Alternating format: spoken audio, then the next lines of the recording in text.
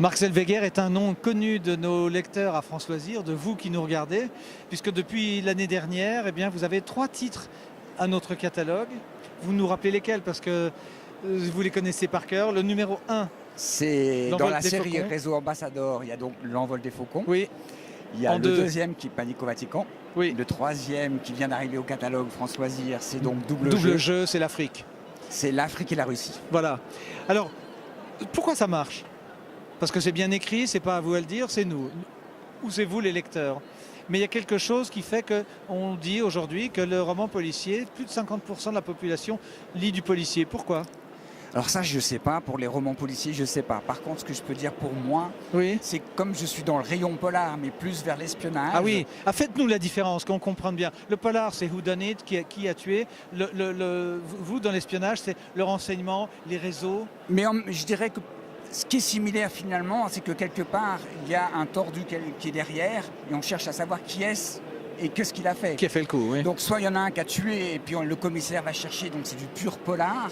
Moi, j'ai des salopards de service qui manipulent le monde et on cherche à savoir qui c'est et où il est et pourquoi des fois. Oui. Donc c'est à la fois c'est des livres de suspense qui sont très proches, mais en même temps il y a cette petite touch de géopolitique internationale. Mon dernier parle comme par hasard de guerre chimique en Corée du Nord. Et j'avais juste un an d'avance Oui. par rapport à ce qu'a fait le président nord-coréen il n'y a pas longtemps. Oui. Est-ce que vous avez l'impression dans ce que vous écrivez que comme les grands auteurs de polar ou d'espionnage, vous devez être au courant de ce qui se passe un peu dans le monde et puis un peu sous le monde, référence évidemment à votre activité passée dans le renseignement? Alors, de toute façon, moi, ce qui m'intéresse dans ce que je fais, c'est le sous le monde.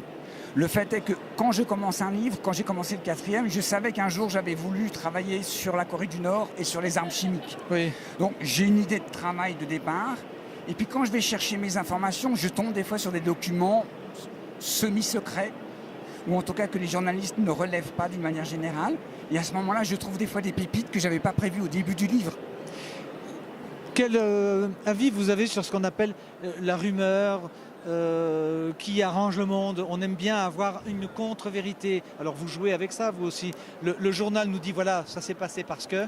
Puis en fait, vous savez très bien, vous. J'en discutais encore hier avec mon ami Georges Brault et on parlait d'un attentat au Liban il y a une trentaine d'années. Oui. Et lui, il y était, donc c'est ce qui s'est passé. Et il n'avait pas la même version que celle qu'on sert depuis 30 ans. Comment ça se fait que ça nourrit le terreau de l'écrivain, ça? C'est l'imagination, c'est... Moi, je pense que l'être humain aime l'interdit, le caché, l'interdit. Si je vous dis, tu peux lire ces livres-là, ça n'a pas d'intérêt. Si je dis, tu n'as pas le droit de le lire, la première chose que vous allez faire, c'est de l'ouvrir. Bon, Finalement, le roman d'espionnage, c'est ça. À partir du moment où on révèle des choses qui sont vraies, mais qui sont cachées, ça change complètement la donnée et l'intérêt.